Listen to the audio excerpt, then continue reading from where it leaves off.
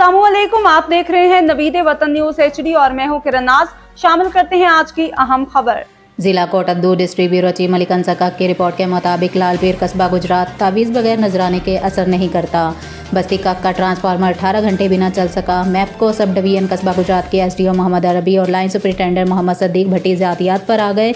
गुज़िश्ता 10 रोज से बस्ती का ट्रांसफार्मर जल गया था।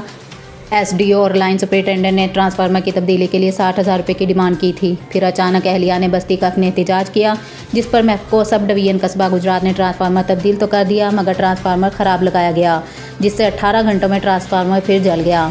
मसला सारा नजराने से इनकार पर बस्ती कक वालों को दिया गया। तावीज़ बेअसर हुआ। अगर ट्रांसफार्मर तब्दील करने के लिए 60,000 रुपये डिमांड वाले पहले पैसे दिए होते तो ट्रांसफार्मर चलता। अब बगैर पैसों के ट्रांसफार्मर 18 घंटे ना चल सका।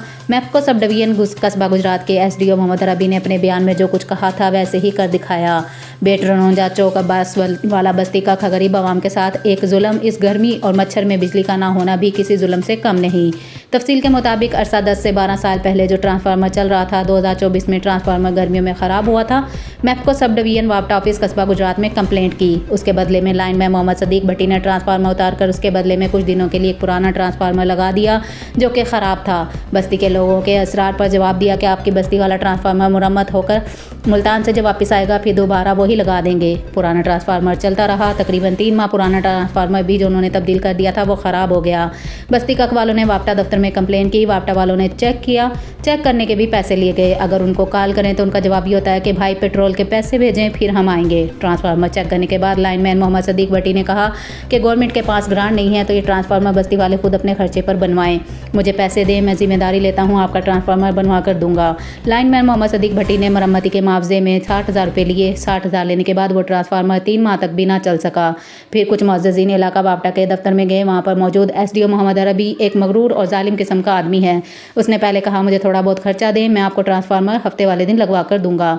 इस डिमांड करने की गुफ्तगू की रिकॉर्डिंग बस्ती कक वालों के पास मौजूद है। उसने कहा कि पहले आपने मोहम्मद सदीक भट्टी से जो कि इसको 60,000 दिए, अब 50,000 दे दें, मैं आपको ट्रांसफार्मर दे देता हूँ। मुअज़्ज़िज़ीन इलाका बस्ती कक के लोगों ने कहा हमारे पास पैसे मौजूद नहीं हैं। फिर SDO मोहम्मद अरबी ने कहा कि जो कुछ होता है कर लें।